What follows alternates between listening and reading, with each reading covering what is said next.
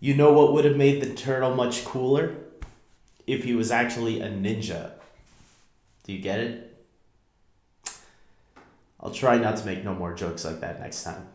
Hey everybody, this is David, and today I'm going to be talking about The Flash Season 2, Episode 10, Potential Energy. It's so great to have The Flash back. I've been missing it ever since the winter finale, and now we are back, and we have an all-new episode, and there's so many questions we were wondering about.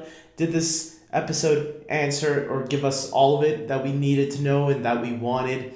Let's get into it. First of all, we got Wally West now with the West family, and Iris and Joe are trying to reconnect with him. And we don't get too much of the Iris and Wally relationship, but we do get a lot of Joe and Wally. And I will say, I really liked the interactions with this family. It gave us some interesting dynamics, and we learned that there's something fishy about Wally, that he might be hiding something, and we find out he's pulling a Barbara Wilson. What do I mean by that? If you watch Batman and Robin, which I don't blame you if you didn't, there is a scene in Batman and Robin where Barbara, we find out Batgirl, is doing these motorcycle street racing thing behind everybody's back. And that's kind of what he's doing, except he's doing it with a car, so it's a little bit different. And he's the fastest guy out there, Ha ha, very fun. I see what you guys were trying to do over there.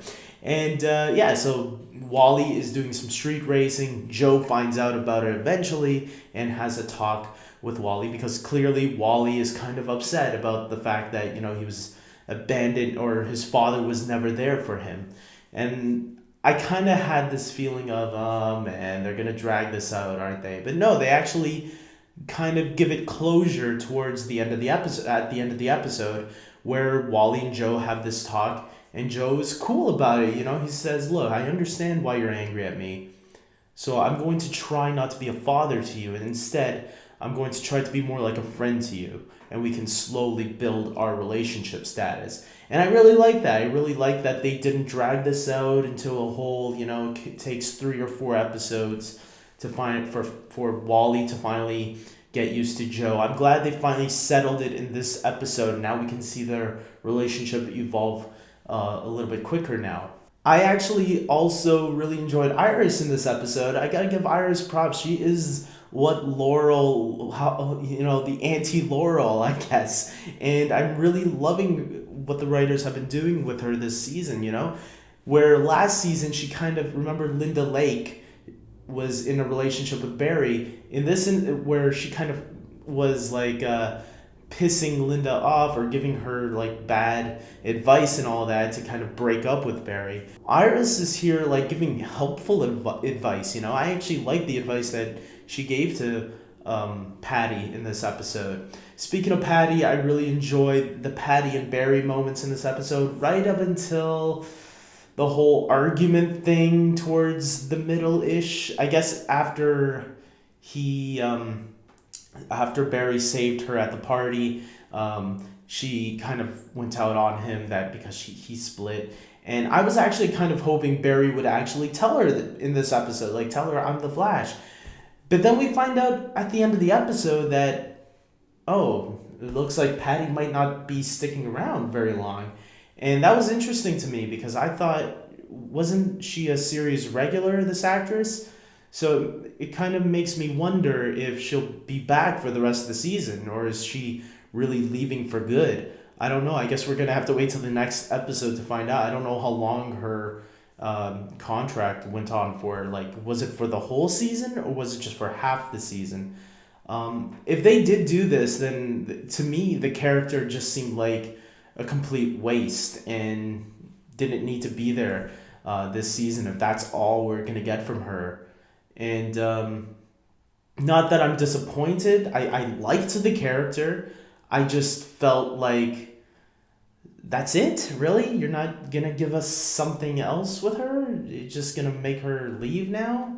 Because I guess you have nothing else to do with her, or you realize she was a bad idea? I don't know, but whatever. We also have a villain called the Turtle in this episode, and the Turtle, he was a pretty creepy villain, I'm gonna say. I liked his power, how, he can slow down everybody around him, and it was really cool seeing how even Barry couldn't run fast when his power went on, right? It was a really tough. Yeah, at the end, I remember I was like yelling at the TV, "Come on, Barry, you can do it! You can do it, man!" And it was really cool that I really like this villain. I thought he was a cool one. Not the best villain we've had, but he was a good one. I hope to see him back one day. I really like that moment between Cisco and Wells when Wells was telling the backstory of Zoom and how he got his name. I thought that was a pretty eerie scene. There were some little moments with Harrison Wells in this episode that I was kind of I was liking, but they were clearly the more darker aspects of the episode, the more mysterious aspects, because you know what he's doing. Like, you know he wants to help Barry, but at the same time he's serving Zoom. So he's very conflicted at the moment, and I'm wondering what his plan is. I'm hoping it's a plan. I'm hoping he doesn't betray Barry. I'm actually hoping he's trying to figure out a way, how do I stop Zoom? And when he got the blood from Turtle at the end of this episode, I'm hoping this is his plan going in motion to stop Zoom and not Barry. I hope it's not going to be used on Barry. I hope it's going to be used on Zoom. And I hope that's what that whole speech at the end was kind of like, he's going to do whatever it takes to get his daughter back. So hopefully he's talking about Zoom there and not Barry, not betraying Barry, because I don't want another Harrison Wells betraying Barry again. I think it would be a little bit too cliche.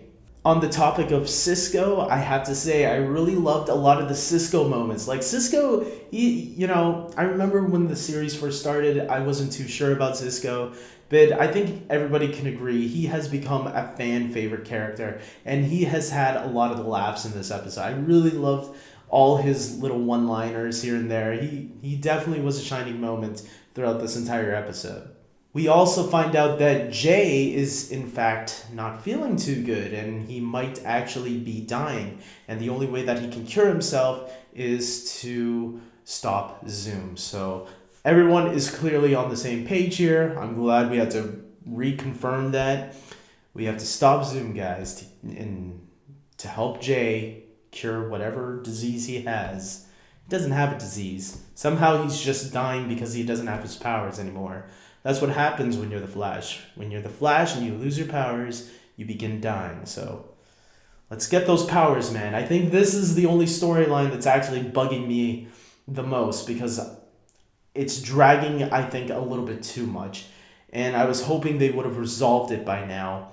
But I have a feeling they're going to be dragging it into the finale. I hope I'm wrong, but it looks like that's where it's going. I have a feeling they're going to have Jay, Barry, Wally, and our little surprise ending there, all teaming up to stop Zoom.